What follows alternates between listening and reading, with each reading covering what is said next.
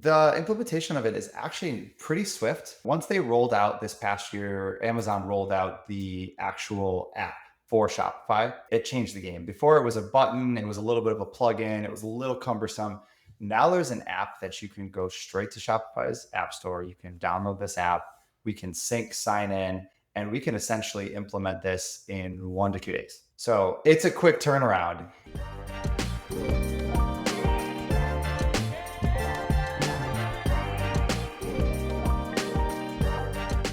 Welcome to Cutting Edge Web Content Development, a podcast by ButterCMS. Today we're joined by Corey D. Brown, a seasoned e-commerce expert and the driving force behind buffaBRAND. He's here to talk to us about using Amazon with D2C e-commerce. Welcome, Corey. Hello, thanks for having me. Appreciate it. Yeah, tell us a little bit about your backstory, how you got into e-commerce, and some of the brands you worked with. Yeah, so I've been in e-commerce for longer than 10 plus years at this point. Got into it on accident, kind of working in the apparel industry and creating brand stores for local clientele. Kind of got hooked on that, making money overnight. I think a lot of people can definitely vibe with that. So transitioned quickly into more of an e-com world and kind of feeling out what that could be, the possibility of working remote, and been on that journey ever since. Yeah, I think that e-commerce, just like SEO, the specialists and subject matter experts that I've talked to, none of them originally started out in that. They all transitioned to it at some point. So that's a pretty common feature in e-commerce. So, all right, this was something interesting to me because Amazon, is something you typically think of as totally separate from D2C. In fact, almost opposite to D2C. But here, you've got this idea of using Amazon's new Buy with Prime feature together with D2C. So tell me about that strategy, who it's for, why it's important. Yeah, so it's a few different things to unpack there. So Buy with Prime, for those that don't know, is an app or an integration or a widget that can go onto your D2C site. So think of it, you have, like you said, typically you have your channels kind of separate, right? You might be on Amazon, you might be on Walmart, and you also have D2C. You've got your website, whatever you're hosted on, and you're trying to make sales in each one of those or push specific flow. The Buy with Prime has been around for a little bit now, but it's actually just been kind of reinvigorated in this past summer and into fall. They've made a bunch of changes that have really optimized it. So what it is allowing consumers to land on your D2C site, but still potentially check out using all of the features and having the trust that they have in Amazon and actually using Amazon's checkout engine and sales and fulfillment potentially. We'll get into a few of those, but being able to use a number of those items on an actual independent website, which obviously changes the experience completely. And for right now, there is certainly a lot of potential resistance to that or ambiguity surrounding that. So hopefully today we can kind of dig in to what it is, what it isn't, and kind of how you can integrate it and make it work for you. Are there a typical type of D2C website that's going to work best with Buy with Prime, or is it for everybody? I would say it's for everybody. It's probably more for those that are at a particular scale. That scale, depending on what you're shipping, how much you're shipping. I would say if you're in the hey, I'm doing hundreds of thousands of dollars on my Shopify accounts, that might be a great time to look at Buy with Prime. But also with some of the changes they've just made, I could actually make the argument that they're making it more and more approachable. So that line may be shifting, especially for newer brands who aren't doing as much on their D2C site, and they're looking to build trust and build authenticity and using their Amazon as a way to do that. I see. Yeah, typically when people think Amazon, they're like, well, there we don't get, the customer information when somebody buys from us, so we can't create a relationship with Right. them. Maybe there we pay higher percentages to Amazon. So people for that reason often go to D2C if they've started on Amazon. But here you're talking about going the other way. If you're starting out in D2C, tying into Amazon might be a way to build trust, build up sales in the beginning, and to use that as kind of a launch pad for you. Is that what you're saying? Yeah, potentially. And of course, there's going to be a lot of people that are going to hear this and go, whoa, I don't want to bring Amazon anywhere near my website. And that's why I say that there are a bunch of different ways to attack this and kind of integrate to the level that makes sense for your business. obviously your overall business is more important than Amazon and you may want to keep those completely separate. I understand that. I have clients that do that. I also have clients that need that credibility as they're kind of growing their brand on and off of Amazon. And then I have others who just at this point are hitting a scale and they just need things like multi-channel fulfillment. They need the ability to have people check out on their site for exclusives that are on their site, but they also want to be able to ship Prime. And so some of these create this blended approach. And I think that's where most people are going to line up. They're not going to go all the way into this, but if we can start to integrate on a lower level and use what works, then that could be extremely powerful. Yeah, let's maybe share the story of one of these clients and kind of that took the blended approach and how Prime fits into their broader e-commerce strategy. Yeah, so one of our clients that we've worked with over the past year is actually former heavyweight champion Boss Rutan. He's a pretty well-known name in the UFC MMA type space, and he has a product that's a O2 breathing trainer, essentially building the core muscles and breathing muscles through this training mechanism. And their approach was very channel agnostic. And so when we started working with them, they were doing a light amount on Amazon, a heavy amount on TikTok, some on their website, selling some at events. So it really didn't matter to them where these sales happened as long as the volume was where it needed to be.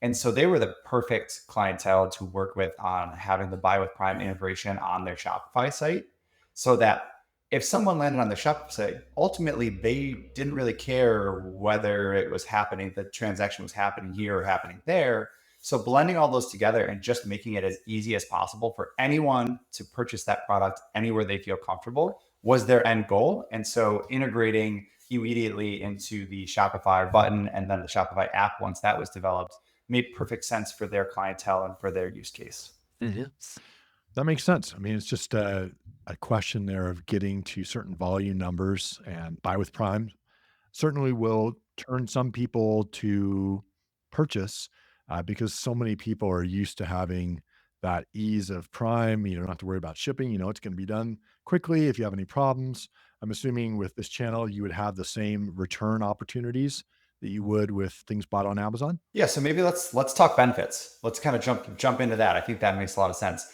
So you hit it right on. Having the customer service, including returns, and the ability to communicate with Amazon, that's a huge trust factor for people. Hey, if this thing stinks, what do I do with that? Okay, if I'm dealing with an independent website, that becomes a little more questionable. If I'm dealing with Amazon on an independent website, I have all the confidence in the world. Amazon's going to take this back if it's not the right product, right?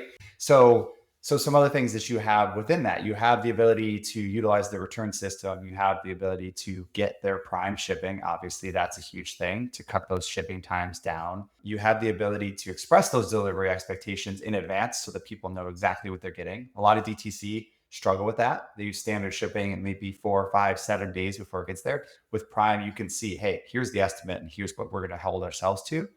And then you also have the ability to add in things like the reviews from Amazon. You can actually, that's an additional little widget that you could add on there. And recently, Amazon also announced at Amazon Accelerate this year, we were there as part of their building out of this, and they are releasing additional assets, meaning you can actually put the Prime logo on to your website on a search page, on a landing page. You can utilize that. You have obviously the checkout button there as well. Like I said, the delivery expectations. So there's a bunch of smaller assets that you can then add on to just continue to build legitimacy within your brand on the DTC side using Amazon's very trusted name. No, that all makes sense, especially if you're a product that doesn't have a lot of repeat purchases. Something like this really makes sense because you're not as worried about having their contact information and building a long-term relationship. It's kind of a one shot. But if you're a brand that maybe you had a recurring purchase, it was a big part of your strategy that maybe you would want to keep that D2C. Well, Yeah, and right. they're actually opening up some of that information as well. I know that's always been a Oh, wow. huge piece of Amazon, right? And that's why I Mhm. want to interject on this because Yeah, a huge good. piece of Amazon's always been, hey, that all that information is behind the veil, right? You can't get to that. There are customers. Well, when they're checking out on your site, you're actually going to get a lot of that information. So one of the big launches that they had this fall was was the unified cart. Before, you would go onto the website and you could check out with Buy with Prime, or you could check out with the independent products that are available on the site, but you couldn't do both simultaneously. So you almost had to like double dip, and it was cumbersome. So they worked diligently this past year to create a unified cart, which everyone loves, right? Everyone wants that no friction fluidity right through the checkout. Now you go through, and if you order two website exclusives and five products from Amazon, you're actually getting one checkout experience. And all of that will be represented in your Amazon account. There will be more information in your Shopify account, let's say, but you will actually get more information because they're also releasing the DSP, which is demand side platform advertising, to help you build audiences off of that information. So they're giving you a little more and Mhm. allowing you to then advertise to the same audiences. Oh, that's good to hear. I think that's gonna be a win-win for both Amazon and D2Cs out there. That's gonna get rid of a little bit of that kind of paranoia that Amazon's gonna take our customers. So that's great. Are there any challenges that brands could have using Buy with Prime? 'Cause it sounds really good. Yeah, it sounds great, right? Like, so I've sold it. So when it comes to the challenges, implementation can be a little difficult. We suggest, Amazon also suggests, working with verified partners to get that in place, so that we can kind of overcome some of those technical challenges that you might run into of connecting and syncing accounts and things of that nature. I think one of the biggest issues that you'll see, and the biggest caveats or hangups that you'll hear, is like Amazon's taking over our website. Now my website is just Amazon. I think that's honestly the biggest drawback, is finding the line where you're comfortable. And I actually had some conversations with real large sellers about this at the last couple of events that I was at. And their take on it is, I actually either want a very minimal presence from Amazon on my website or none. Fair, right? For some of the reasons that we've said, we kind of want to keep that separate. But there's trepidation because they're looking out at the landscape going, but this tool is available to that competitor and that competitor and that competitor. And if I don't do it, where will we be in 6 months if all of these awesome benefits that I just talked about show up on three of my competitors' site and I say, no, we're not doing that? Am I going to be left out of the cold? And this is an interesting kind of forced play from the Amazon world to bring people into their ecosystem, because I feel there's going to be a bit of FOMO and a bit of, if I don't do it, our brand may die, and we might have to totally adjust. So you're going to kind of have this forced adoption, or at least people are going to flirt with the idea of it. And honestly, I think that's the biggest drawback, is finding the proper line and making sure that Amazon doesn't take over your website. Okay. Yeah, no, that makes sense. As far as, marketing it, so you're bringing your traffic then to your site and a page that has the opportunity to move them to a Prime checkout. Any specific marketing tactics that pair well with that? I don't think it drastically changes the marketing tactics, the traditional marketing that you may do. I really think it's just a bigger engine for conversions, because conversions are going to be huge, and trust, which we've hit on, and then also just the shipping and everything else that comes along with that. Yeah. I think if I was a D2C owner and I was looking at this, I would say we ought to test this. I would test it out on a couple of core products and see, did we get more business by including this than we had, in our benchmarks? And if we did, is it worth the trade-offs, of sending that traffic to check out with Prime? And I think you could probably figure that out fairly quickly and then move that across the site to other products that might be a good fit if that turns out well for you. But honestly, it seems like testing is the best way to figure that out. It's just a matter of finding somebody who can quickly put that on your site and give you that test period, make sure that you're set up and everything's working right. But yeah, ideas you have around that. Yeah, so I think testing is, e-commerce is testing 101, right? Like, that's all we ever do is test, look at the metrics, KPIs, and then iterate from there. I fully agree with this. I also foresee that there is a strong potential, and this has been some of the items I've been advising my clients on, are to start to think about what the long-term build out of your brand and that catalog looks like. And can you potentially utilize Amazon as a potential loss leader or a hero product, and have maybe 20 or 30 or 50% of your catalog on there that sells really well, but then have a bunch of exclusive to your website so that you can create more sales on your website as well. So maybe you only have multi-packs on your website. Maybe we're talking consumables. Maybe you only have multi-packs. So yes, you can try it from Amazon, but if you want to buy bulk, you got to buy it from over here, where you can have different shipments. You can kind of change your fee arrangements and your profitability on those. You can slide people up on sales. You can have seasonal exclusives that you don't have to try to jam into FBA at the time when fees are incredibly high. You can have one item that pulls people in, and you could market that onto your website. So there's a few different ways to kind of go about that. But I agree with you. Testing what works, and how does it convert the way that Amazon's saying 16% conversion bump on your website. That is what they've seen tested over the last year. That's a big jump. That is a big jump. I don't think there's anybody who sees that number and goes, well, we shouldn't try that. Right? Yeah, and especially the way you described it, using it as a strategy to draw people in on kind of a loss leader item, and then maybe have cross-sell items there that they could, if they had this unified cart idea where this item you get on Amazon, but these items you get through us that you kind of are natural add-ons to this first item you're coming for. And I'm gonna give you a great deal and prime shipping on this, but these are the ones that you'll get through me. And then you can still get that customer data. You can build those relationships over time through those add-ons. So yeah, great idea there. Any other things you would want to tell people if they were considering trying this out? Tips. Yeah, so I would say work with an implementation specialist, an agency that is kind of verified partners with both Shopify and with Amazon, so that they can work out all the kinks. There's also a lot of support around that. If you're a bigger seller and you're really looking to do this, um, there are some programs that can help with the implementation of that, both to expedite and potentially cover some of the costs as well.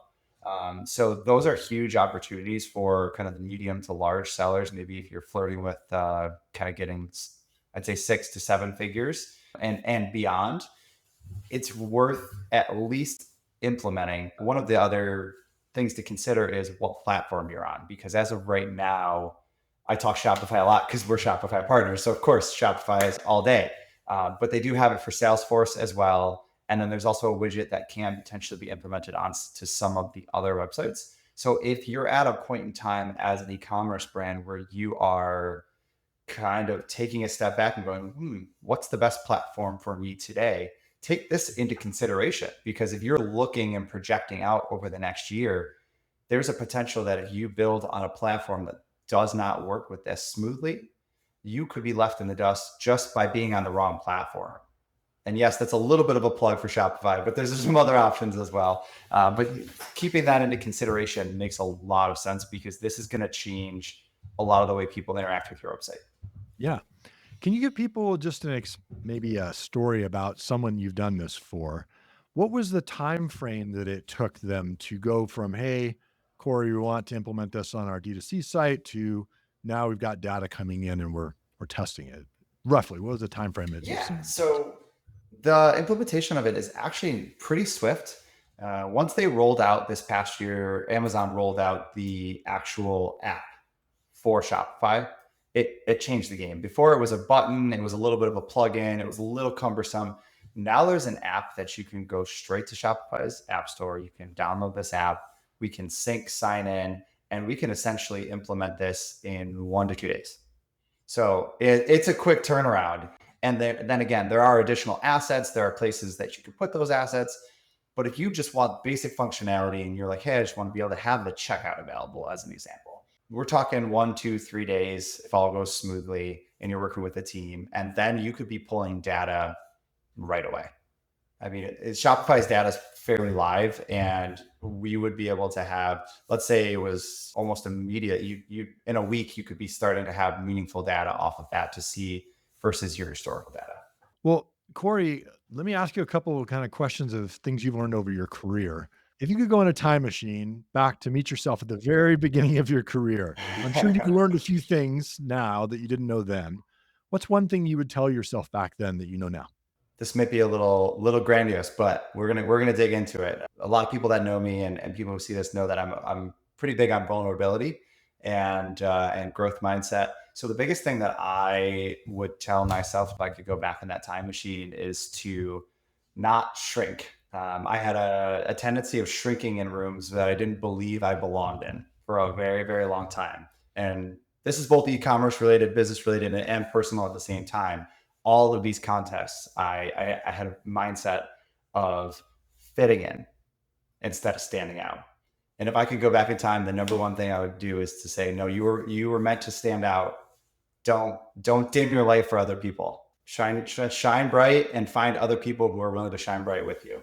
No, especially early on in your career, it's a very common feeling that people have. And yeah, it's great advice because everybody has something to offer. And unless you go out there and offer it and test it, by standing out, you'll never know how good that is. And if it isn't as good as you hoped, then that's your impetus to move forward and improve your skill set and make it so that you don't mind standing out in front of people. So yeah, completely. Absolutely, absolutely. So, any places that where do you go get your inspiration? Places you'd recommend to others? Man, I really learn a lot on here. I find new trends on there. Yeah, I'm going to go back and kind of blend those two questions a little bit too because it's changed for me. Yeah. So I started my business about 5.5 years ago. Hmm. Before that, I had a 5 year period after I finished my master's degree and I was working and learning, right? Hmm. I had a rule that was very much 80/20, 80% input, 20% output. So I wanted to learn, I wanted to absorb, I wanted to grow, I wanted to grow, I wanted to grow. And I did that for 5 years. I listened to podcasts nonstop. I read Hmm. every single book I could possibly read. Hmm. And then after 5 years, I told myself, okay, for the next 5 years, and turns out beyond for now, you're going to flip that. And you're Hmm. only going to let 20% input come in and you're going to put out 80%. And you're going to take all those things you learned and all of the things that you've built and you're going to help everybody else and build and grow and do all the things that you have been waiting and learning to Hmm. do at that point. And I think at some point in my career, I'm actually going to backtrack and go back into another learning. I do. I think at some point here that will occur when I want to learn more about some other things. But that rule and utilizing every book and every podcast I could possibly get my hands on to figure out what great people do. Not Hmm. great e-commerce, not great sellers. What do people do that resonates, that helps them rise to greatness regardless of field? And so for me, that was the number one thing is getting into Tim Ferriss and some of these other podcasts just to figure out like what does a great tennis player do? Yeah. What does a great artist do? What does a great writer do? And kind of teasing out how I could apply those habits and those skill sets to myself and to others around me to encourage a growth mindset within everybody in my community that I can affect. I've found in my own career that sometimes out of the box thinking comes from outside of my discipline. And so if I'm just reading within my discipline, I know what everybody else knows in my discipline. But as soon as I can get outside of that, whether it's outside of my industry or outside of, the particular area of study, then now I've got some disruptive ideas that potentially nobody else who's a marketer out there is thinking about just because I went outside of my box for a little bit. So yeah, great advice. Exactly. And for me, one little instance jumps out. It's the Roger Federer effect. He gave a commencement speech a couple years ago that went pretty viral, and I had heard some sentiments like this. But he was essentially asking people like, "How many points? What percentage of points do you think I won in my career?" Now he's the greatest tennis player of all time, and he came down and he said, "I only won 54% of all points I ever played." He's like, that means I lost almost every other point for my entire career. But the difference of greatness and not greatness is in that tiny little percentage. And that for me was like, oh, I have it written on my board right here. Success is not linear because of that exact mindset of saying you might lose 50% of you have to try to get to 51%. That 1% could be everything. And so for me, that's really stuck out as something that just really resonates with me. Absolutely. The best subject matter experts that I've talked to on this podcast have all told me that they fail all the time. and that is how they become great, is that they're constantly testing things, and you cannot really test something unless you are open to failing. And so they know that they're going to do that. They know that the what 46% are going to be failures, but it's that 54% that does work that makes them those great subject matter experts. Yeah, great advice. Well, tell us a little bit about buffaBRAND. What's buffaBRAND? Who are your clients? Who's do you best serve, and where can people find you online? Yeah, so we are a boutique agency out of Buffalo, New York. We are a full service team that are verified partners with Amazon, Walmart, and Shopify. We help people with their entire brand strategy from creatives to advertising, their overall marketing, and then, of course, management support of those various channels, syncing them together and helping them grow. We are truly, e-commerce partners with all of our clientele, and we help them scale in wherever the opportunities are or wherever their goals are. Yeah, so as much as I really don't love social media, I am doing my best to have a LinkedIn presence. So if you want to check me out on LinkedIn, Corey D. Brown, the buffaBRAND, you'll find me. I've got quite a bit up there. And then we also have buffaBRAND.com. It's full of resources. If you check out our resource page in particular, you see a bunch of great podcasts like this one on there, and many other resources that we're building out to help Amazon and Walmart sellers across the world on their journey. Excellent. Corey, thank you so much for sharing your insights. I really think that if you're in e-commerce, you recognize the need of partnering with smart people who know their segment. And Corey, you definitely sound like you know this segment, and you've given some great insights to people. And I hope some people reach out to you after this and are able to test out that new Buy with Prime button and see some good results from that. Thank you so much. Appreciate it. Thanks for having me. Cutting-edge web content development is brought to you by ButterCMS. To find out how you can build better with Butter, stop wasting dev time, and free your marketers from your legacy CMS, visit buttercms.com. Also, make sure to search for cutting-edge web content development in Apple Podcasts, Spotify, and Google Podcasts, or anywhere else podcasts are found. Make sure to click subscribe so you don't miss any future episodes. On behalf of the team here at ButterCMS, thank you for listening.